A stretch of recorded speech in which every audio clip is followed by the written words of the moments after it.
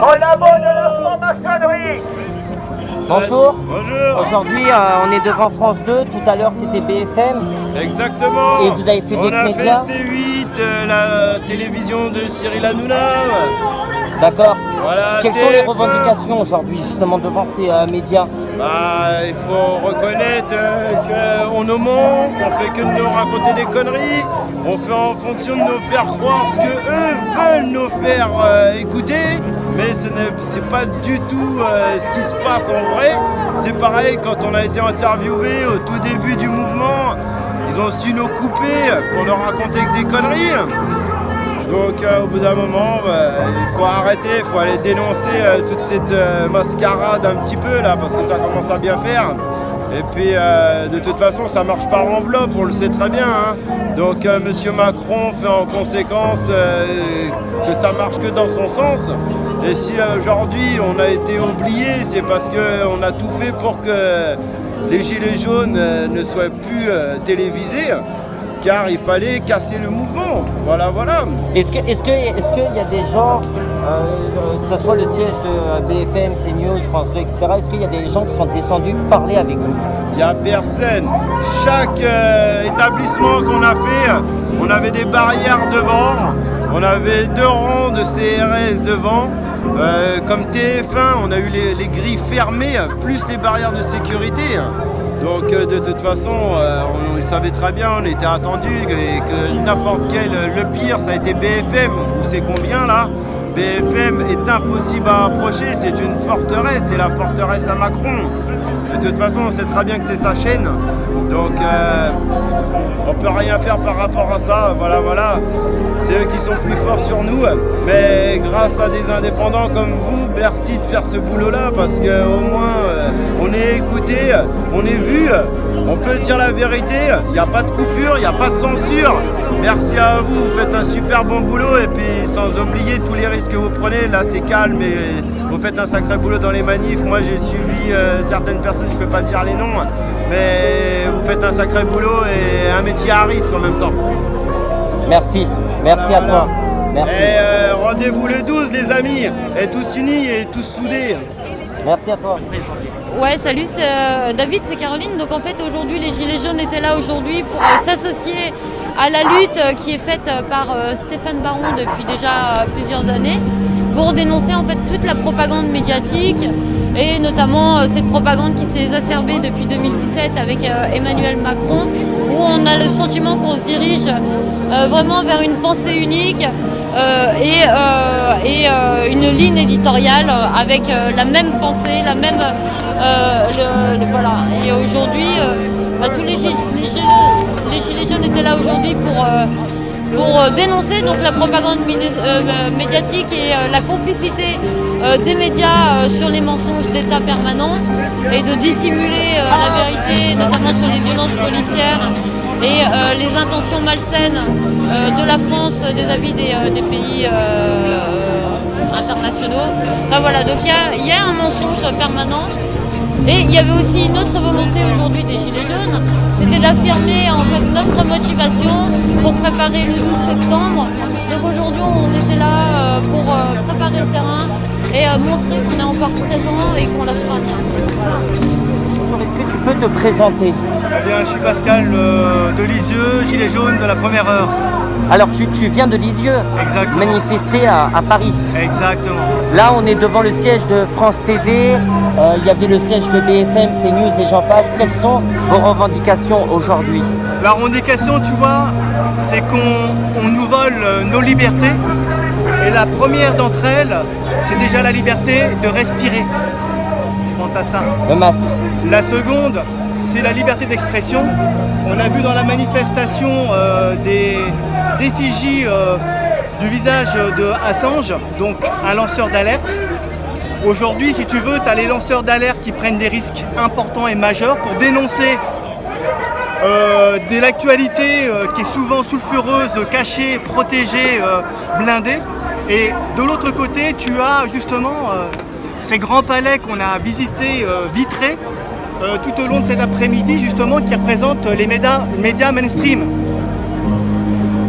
Et en fait, si tu veux, les journalistes aujourd'hui, ils participent de ce pouvoir, ils participent aussi à l'esclavage finalement auquel nous sommes mis, parce qu'ils contribuent à former, à concevoir une réalité qui va être partagée, répétée par chacun. Et finalement, on va produire ensemble une réalité qui n'est pas faite pour nous, mais qui est faite contre nous. Et c'est pas la première manifestation autour des médias. Est-ce que quelqu'un est déjà descendu dans la rue pour s'exprimer avec les gilets jaunes? Moi, je n'ai pas vu. Maintenant, je pense qu'il y a quand même un mépris de classe de la part de beaucoup de journalistes. Tu sais que ils ont aussi une niche fiscale et que beaucoup de médias aussi sont financés avec quoi? Avec la puissance publique, avec notre argent à nous. Donc, on les a souvent dénoncés dans le passé, notamment pour les appeler les chiens de garde, notamment du pouvoir en place. Donc aujourd'hui, ce qu'on dénonce, c'est que en fait, ces journalistes-là, ils proposent une parole qui n'est pas une parole de vérité, car chacun peut bien comprendre aujourd'hui que ce qu'on nous dit à la télévision, ce n'est que des mensonges. Et comme je l'ai dit aussi tout à l'heure, l'État a besoin de ce quatrième pouvoir médiatique et il a besoin d'une autre colonne à côté qui est la garde prétorienne, c'est-à-dire les forces de l'ordre. Parce que tous ceux qui passent à travers des mailles du filet médiatique, qui ont compris la manipulation à laquelle on a affaire, eh bien, le dernier rempart, c'est cette garde prétorienne, c'est le dernier filet avant l'atteinte du pouvoir, d'une certaine manière. Donc tout est bien ficelé. L'État aujourd'hui s'effondrerait sur lui-même s'il n'avait pas cette protection, cette double protection. D'un côté, ce que j'appelle la garde prétorienne, en faisant référence à César et à ses armées, cette garde rapprochée. Et puis de l'autre côté, eh bien, les médias, parce que les médias colonisent notre esprit. En fait, ils insufflent en notre esprit des concepts qui font que on n'arrive pas après à s'en défaire. Et aujourd'hui, comment faire? Comment s'émanciper si d'abord on ne passe pas par la remise en cause de ces grands médias-là? Et on est ici pour le dénoncer. Et la différence entre des médias télévisés et des reporters d'images, est-ce que tu peux me dire un peu la différence? Alors, je n'ai pas compris la fin de la question. La différence entre, par exemple, un média télévisé et un média genre reporter d'images. Alors, tu vois, il y a aujourd'hui une presse alternative médiatisée à travers les réseaux sociaux, à laquelle aussi tu participes, et comme d'autres ici et d'autres ailleurs. Et cette presse-là, pour moi, elle est fondamentale aujourd'hui parce qu'elle propose une autre actualité et qui permet, elle, de réfléchir. On ne peut pas tout remettre en cause un système de bout en bout une fois. Il y a un chemin à faire. Et vous participez aussi de cette réinformation qui est indispensable aujourd'hui, car sans réinformation, on ne peut pas s'approprier notre propre souveraineté. Sans souveraineté, on la délègue à d'autres qui vont décider à notre place d'un avenir qu'on ne veut pas aujourd'hui. Merci. Je te remercie à toi. Oh, les revendications, toujours les mêmes depuis les débuts. C'est des journaux de propagande, j'en arrive des médias merde, quoi. De la merde, qui disent que des mensonges, qui doctrinent le peuple français alors que c'est faux. Vraiment, voilà, ça n'a pas changé nos revendications. Et l'État qui débloque de l'argent pour les médias, alors là, non. Et on paye des infirmières ou les bas métiers, boueurs, etc., ou dans les masses, les aides à la personne comme ça, comme de la merde, ou avec des médailles. Alors là, non, c'est plus possible.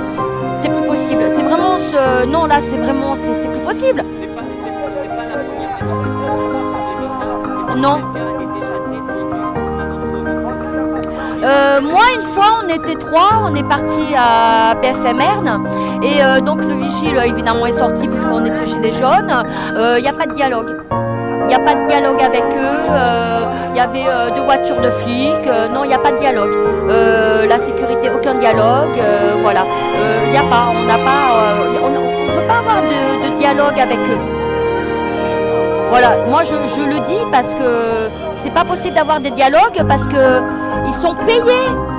Ils ont des enveloppes, ils sont payés pour dire des mensonges. Voilà, c'est arrivé à un moment, on va rentrer à l'intérieur. On dit stop. Non, on dit stop. Donc nous on est gentils.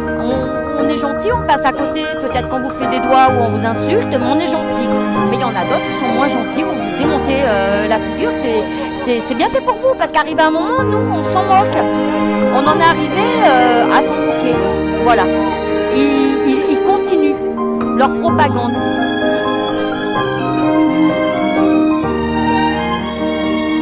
De tout, comme pour le Covid, comme pour le virus. C'est pas une pandémie.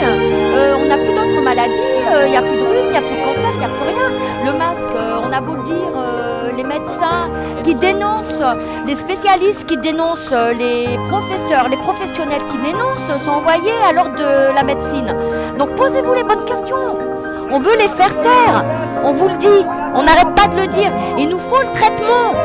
Le traitement adéquat, point barre. C'est pas compliqué, on est arrivé en surdose. Stop, on veut nos droits, notre liberté, et voilà, ils envoient à la mort nos enfants. Non, c'est pas possible. Moi, je suis maman, viens pas chercher mon gosse. Ou à l'école, viens pas le faire vacciner sans mon autorisation, quoi que ce soit. C'est pas possible, on va avoir un flic, un drone. Non, c'est plus possible. Et les médias qui continuent. Alors, ils sont changeants, les médias. Hein, un coup oui, un coup non, un coup oui, un coup non. C'est bon, stop, vous n'êtes pas des journalistes. Vous êtes payés pour dire de la merde. On paye une redevance télé pour de la merde. C'est trop. Voilà, c'est tout ce que j'ai à dire. On va couper là. Bonjour, là on est en face de France TV. Il y avait donc BFM, CNews, vous avez vu plusieurs médias aujourd'hui. Quelles sont vos revendications ? Alors là c'est la première manif que je déclare de ma vie de gilet jaune. Ça fait 2 ans que je vais aux manifs et j'avais jamais déclaré, mais ça fait longtemps qu'on disait il faut qu'on fasse un gros coup aux médias. Le gros coup c'est pas aujourd'hui au bout du compte parce que voilà on n'est pas 5 millions, mais 5 millions de la population c'est quoi? C'est 10% des votants, c'est tout à fait faisable. Donc c'était juste un appel pour dire on sera là maintenant tous les premiers samedis du mois pour manifester contre la propagande mensongère des médias. C'est une propagande politique en fait. Les médias sont contrôlés par les politiques et par les milliardaires qui ont des intérêts financiers à être en association avec les politiciens et le gouvernement. Donc Fogiel, Bernard Arnault, Xavier Niel et tout ça. Donc voilà, que des gens qui sont corrompus mentalement et qui nous mentent à longueur de journée sur des sujets, que ce soit sociétaux comme Black Lives Matter ou Extinction Rebellion, que des sujets sociétaux pour diviser la population aussi. Donc ça, c'est un gros problème parce que la population après se divise et on va en venir à s'entretuer, on va en finir en guerre civile entre nous parce que pour des faux sujets. Alors que la cause profonde, c'est le système économique et financier, le système ultralibéral en fait, qui fait que tout est privatisé, tout est vendu, tout est intérêt financier et prédateur. Donc voilà, les médias ne sont pas des chercheurs de vérité, alors qu'ils devraient être des chercheurs de vérité, qui devraient être des vrais enquêteurs, ils devraient aller au Sénat, à l'Assemblée nationale, poser des vraies questions pour chercher, retourner la merde un peu, tu vois, remuer la merde. Parce que tous ces gens-là qui nous gouvernent, ils ont des casseroles de paradis fiscaux, d'escroqueries, de pédophilie et j'en passe, tu vois. Donc ça par contre on n'en parle pas. Les vrais sujets importants de scandales politiques, de scandales médiatiques ou de scandales divers, on n'en parle pas. On va nous parler des chevaux morts, je sais pas, j'ai vu des trucs assez hallucinants à la télévision des fois. On a l'impression qu'on est dans Closer. Mais derrière, on ne parle pas de la crise économique qui est là et qui va faire un chômage de masse assez monstrueux, tu vois. Le chômage de masse va bientôt toucher la population et donc le chômage de masse va toucher la population. Les banques vont fermer, ça ils n'en parlent pas, les banques sont en faillite, il n'y a plus... Les banques sont en faillite, il n'y a plus d'argent palpable, donc ça ils n'en parlent pas. Tous les gens qui spéculent en bourse, ils sont en train de vendre tous leurs actifs, ça on n'en parle pas. Tu vois, en fait, la crise financière, elle est très très avancée et le... La télévision, est-ce que... Parce que si je te dis le mot octriner, est-ce que la télé octrine des gens? Est-ce que, par exemple, Je connais endoctrine, mais je connais pas octrine. Pardon. Mais par exemple, le Covid. Oui.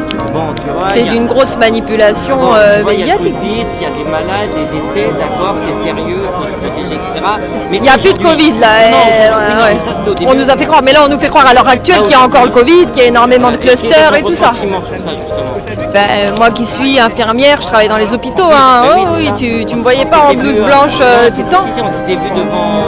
Bon. On s'est vu souvent. Oui. Bref, non, le Covid. En fait, le Covid, pour moi, ce que je vois, il est là pour cacher la crise et cacher les vrais problèmes de la France, tu vois. Ouais. Le problème de la France, c'est l'ultralibéralisme qui est en train de détruire la France à vitesse grand V. Et on est en train de vendre toutes nos entreprises d'intérêt général, comme EDF, comme la SNCF, Alstom, Vivendi, tu vois, que des entreprises qui devraient être nationalisées parce qu'ils sont pour l'intérêt public, le bien commun, tu vois. Si tout ça c'est vendu à des chefs d'entreprise qui ont juste l'intérêt financier d'un profit maximal, et ben les gens qui travaillent dans ces entreprises-là, ils vont en éliminer une grosse partie, ils vont les renvoyer, mais c'est ce qui se passe en fait, il y a plein de grosses entreprises. Et là, le Covid qui est là, on nous fait croire qu'on va mettre les gens en chômage partiel encore. Mais justement, parlant de ça, parce que tu sais, moi j'interviewe beaucoup de gens, donc des fois je fais un peu déboulé. Justement, tu es infirmière. Et toi, justement, comment ça se passe dans les services par rapport aux masques, par exemple Mais ils nous font chier, c'est une mascarade. Là, je n'en peux plus. On nous laisse plus respirer. Alors la crise sanitaire est finie depuis le mois de juillet. Ils ont arrêté, ils ont dit fin de crise sanitaire. Mais à la fin de la crise sanitaire, on doit tous avoir le port de masque obligatoire, alors qu'avant il n'était pas obligatoire. Et nous, dans les services, on a 2 masques par jour, alors qu'on sait très bien que normalement 2 masques par jour, c'est vraiment le strict minimum, parce qu'on développe en fait plein de germes, de staphylocoques, de streptocoques dans les masques et de champignons. Les gens, ils sont en train de faire des décompensations d'infections. Moi, mes patients, ils ne le supportent pas. Moi, je travaille en psychiatrie, donc c'est un peu différent. Il y a eu un virus, tu vois, mais c'était pas un virus, c'est pas la peste, tu vois. C'est pas si contagieux que ça. Toi, tu le mets parce que c'est obligatoire. Moi, je le mets parce que je veux pas me prendre d'amende. D'accord. Mais je crois pas du tout à la contamination dans l'air invisible, machin. Faut arrêter. Il parlait de on s'embrasse. Tu sais, tu as des applications maintenant par rapport au Covid. Qu'est-ce que tu penses à tout ça? Des applications. Ah oui, mais ça c'est pour surveiller les gens. Tu te connectes en Bluetooth, et si tu as toi le coronavirus, moi je vais le savoir en fait. Moi je trouve vraiment que c'est quelque chose pour surveiller la population, pour pister la population et pour bloquer les gens. Après ils vont créer une sorte de passeport sanitaire biométrique, tu vois. Ouais. D'ici peu, ils sont en train de le créer en Irlande, mais là ça va venir un peu en France d'ici peu. Leur but c'est de nous vacciner. Mais ça fait quand même peur à certaines personnes. Il y a des gens qui sont devenus parano.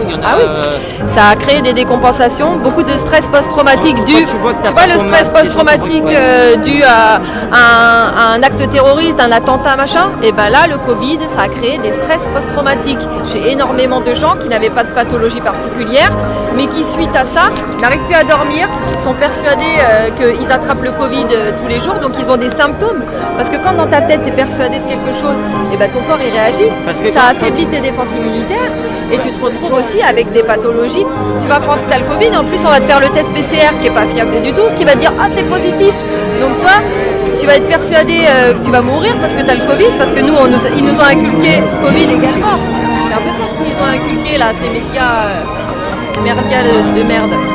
Donc au bout du compte, les médias sont un des problèmes centraux de la manipulation de la population et du fait que le peuple reste résigné, reste soumis, tu vois. Et cette amende de 135 €, est-ce l'amende, on te verbalise, on te met 135 €? Est-ce que tu crois que c'est pour le bien commun? Est-ce que c'est pour l'intérêt de la santé des gens? Voilà, la question c'est, est-ce qu'on te met 135 € pour en mode... c'est ironique, mais pour ton bien, parce que pour te faire appliquer le coronavirus, ou est-ce que 135 € c'est pour... c'est pour renflouer les caisses, encore une fois, c'est pas du tout... Si vraiment il y avait une crise sanitaire grave, déjà les masques, ça devrait être gratuit, et puis on mettrait pas une amende. 99 centimes. Il n'y a presque plus personne. Moi j'ai acheté 3 masques pour 2,50 € hier. Parce que je devais rentrer dans un truc, j'avais pas de masque. Mais ça fait quoi? Ça fait 60 € par mois de boîte. Bah, t'imagines les gens Sans qui parler ont des plusieurs enfants, enfants, c'est ça. voilà. On arrive dans Si les on 100, respecte le 4 heures le masque, machin, dans leur délire, ah oui, dans les 60 €, voire 100 € par c'est mois. un bourbier financier. On a déjà plus d'argent pour finir les fins de mois. On leur dit ça et ils en rajoutent. Quel est le but? C'est de dissuader aussi la population peut-être de sortir Et le pour fait se mettre que- dans des sortes de prisons Justement, chez nous, tu et vois. toi, qu'est-ce que tu en penses qu'il y en a qui fabriquent leur propre masque? Est-ce que le masque serait plus comme ça, un masque comme ça ou en tissu? Pareil, toi. Ça marche Ça pas, marche ça, pas. ça filtre rien, c'est du cinéma. Tu vois, ça c'est comme si j'étais une actrice. Ah, Tu il y a vois, écrit quoi? mascarade. Mascarade. Et là, t'as un panneau. Je l'ai pas filmé, le panneau. Les médias, ça appartient au système de manipulation. Et derrière j'avais écrit autre chose, attends.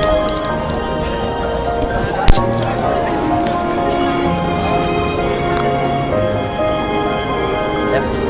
Bah, si t'as un petit dernier mot pour conclure, si t'as un petit dernier mot. Bah, il faut que le peuple arrête d'être des moutons soumis, il faut que le peuple se réveille parce que la peur n'évite pas le danger. Et le danger, il est là, il est réellement là. Et dans les mois à venir, le chômage de masse, la fermeture des banques, la crise économique qui est en train de s'accroître, va faire que ça va plonger la France dans un chaos assez apocalyptique. Donc si les gens ne se réveillent pas, il faut faire ses provisions et se mettre à l'abri, quoi. Merci. Donc voilà.